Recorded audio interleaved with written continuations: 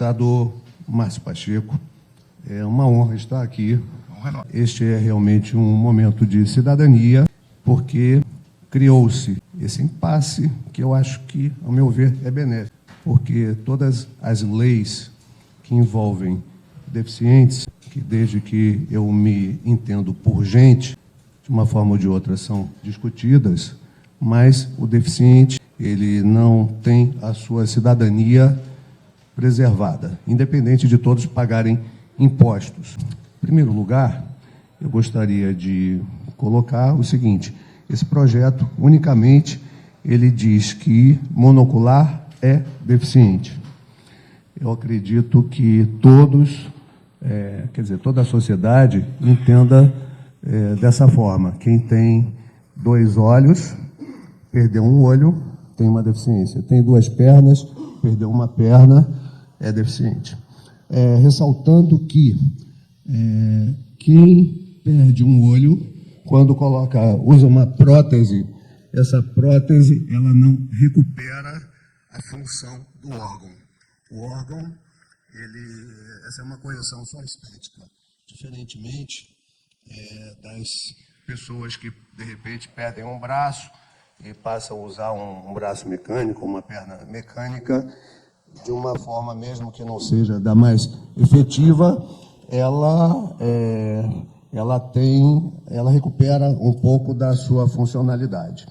Então, partindo do princípio que monocular é deficiente, essa foi a nossa proposta, é considerar no estado do Rio de Janeiro que monocular seja considerado como deficiente. Nós temos uma lei no município do Rio de Janeiro. Essa semana acabou de ser aprovada uma outra no município de Araruama.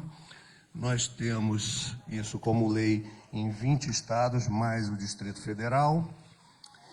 E existem 3 itens a mais nessa lei que seriam consequências para organizar a situação. O que ocorre? O monocular, hoje, ele, quando ele precisa de alguma assistência médica, o SUS demora 6 meses para poder marcar uma consulta. Então, o Estado está virando uma fábrica de cegos.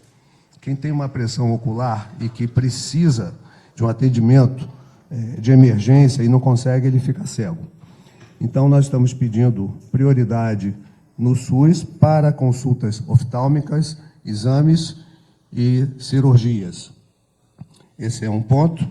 Outro ponto é que temos a carteira de identidade de deficiente do Detran, e hoje todos os deficientes, eles, quando querem requerer algum direito de passe livre do município, de metrô, passagem intermunicipal, com o Estado, então o cego total, o cadeirante, o monocular, o perneta, o maneta, ou quem não tem o dedinho mindinho, ele tem que ir para vários lugares, ele tem que acionar vários médicos para poder pedir atestados e entregar a cada órgão.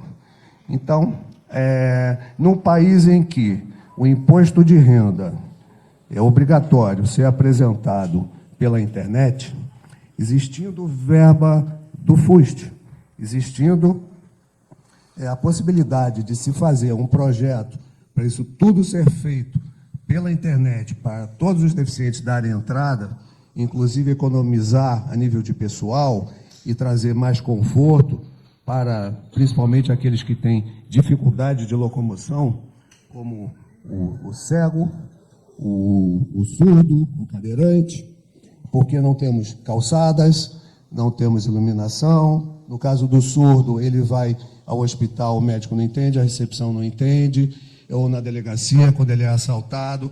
Então, tudo o que poderia ser feito, com verba que, inclusive, já existe, uma verba milionária, as casas legislativas, independente de ter uma série de representantes da comunidade deficiente, mas não surgiu ainda nada nesse sentido de vamos dizer, racionalizar um atendimento. Isso daí, nós estamos no Rio de Janeiro, mas eu acho que isso daí poderia ser feito aqui até como piloto, porque projeto que dá certo se faz, se implanta e se replica pelos outros estados.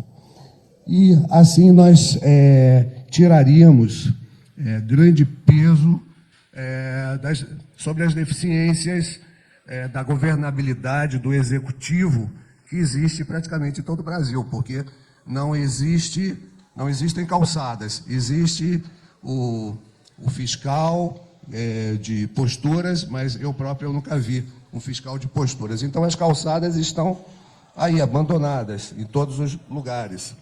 E como ônibus também, que teria adaptação, isso daí na época da Olimpíada se falou muito, se começou e foi um projeto que não teve continuidade, ninguém fiscalizou. E com relação ao que eu falei de prioridade em médicos, isso não abrange só ao monocular, abrange, na verdade, a todos os cidadãos. Agora, os monoculares, se têm prioridade, são pessoas que somos mais indefesas numa série de coisas, nada mais justo do que isso. Agora, precisamos dos senhores nos representando nisso.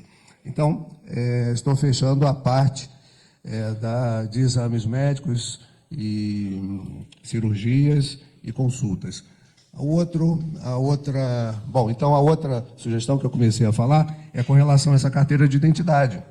Independente até desse projeto ser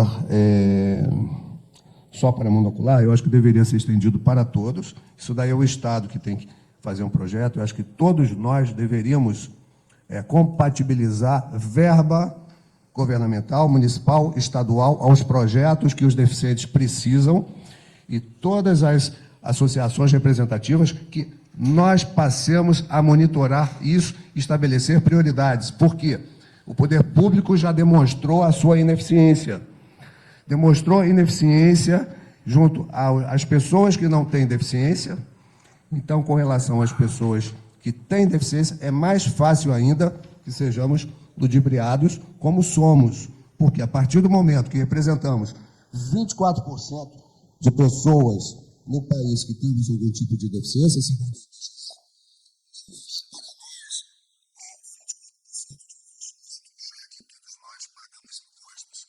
então, se nós não nos organizarmos, não fizermos uma comissão para isso ser sanado, vamos continuar à mercê da boa vontade e como se estivéssemos pedindo.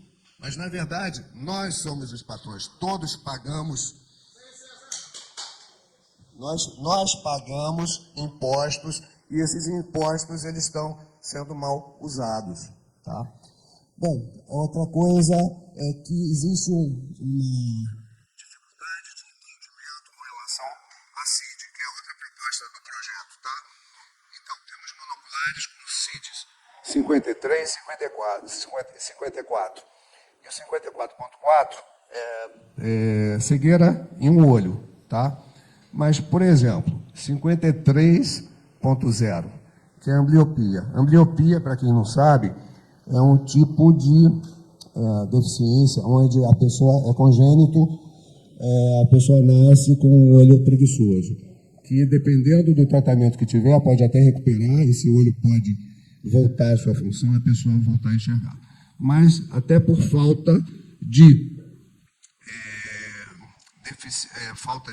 recursos ou de conhecimento sobre o próprio problema, as pessoas se tornam cegas. Aí o médico, o monocular, ele vai ao médico e pede um laudo, e ele coloca no laudo CID 53.0.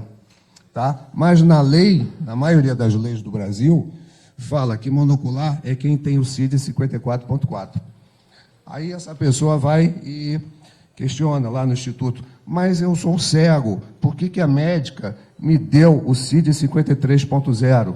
Então, porque 53.0 é a origem do problema. Agora, esse problema, ele gerou uma deficiência permanente, não existe recurso de óculos e de nada mais, nem cirurgia, e ele, então, ele se tornou cego. A consequência é um CID 54.4, mas os médicos, eles não entendem isso. Então, diariamente, todos os tipos de CID que são derivados do 53 ou 54, as pessoas ficam feito peteca, vão para lá, para cá, para tentar explicar isso para os médicos. Inclusive, no caso de ambliopia, é cegueira constatada por lei, tá? Então, essa é outro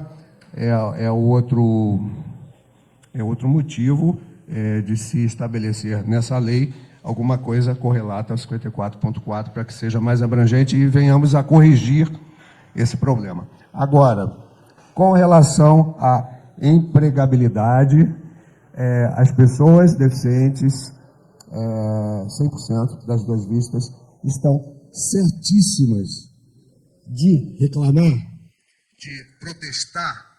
Eu acho que protestam muito poucos. Nosso instituto não defende monoculares. Nós defendemos todos os tipos de deficiência, seja física, sensorial, intelectual, doenças crônicas raras, entre outros excluídos. Mas o cego total, assim como o surdo total e o cadeirante com relação ao acesso, todos são vítimas desse processo governamental injusto. Então, mais uma vez, eu quero dizer que o problema do deficiente é a falta de verbas para os projetos e porque nós próprios deixamos isso por conta do poder público, que não funcionou até hoje até hoje com relação a esse quesito. Então, o cego total, ele precisa de ser incluído na escola, tá? Para que ele possa ter uma educação e depois um treinamento profissional também, para que ele seja um candidato para o mercado de trabalho. Uma pessoa que hoje não tem formação e que não tem deficiência nenhuma, ela não consegue emprego da mesma forma. Com relação aos monoculares, nós temos a súmula 377, que a nível federal tem uma abrangência que nós podemos concorrer, serviço público, nós fazemos parte da cota, isso daí é uma legislação federal, então essa lei não interfere em nada. Nós temos também, fora a súmula 377, a súmula número 45 da Advocacia Geral da União, desde 2009. Nós temos também o parecer da Conjur, do Ministério do Trabalho, 444, de 2011. Tudo isso permite que o monocular, no Brasil, não é no estado do Rio de Janeiro, tenha acesso ao emprego, tá? Então, a discussão dessa lei não tem nada a ver com relação à empregabilidade, porque a empregabilidade já está decidida a nível federal. E os estados não têm o poder de mudar as leis e os pareceres federais, inclusive do Supremo. Agora, o problema existe, eu acho que nós temos que resolver o problema sim. Agora, o problema não é do monocular, o problema é de quê? Dessa falta de política pública de inclusão geral.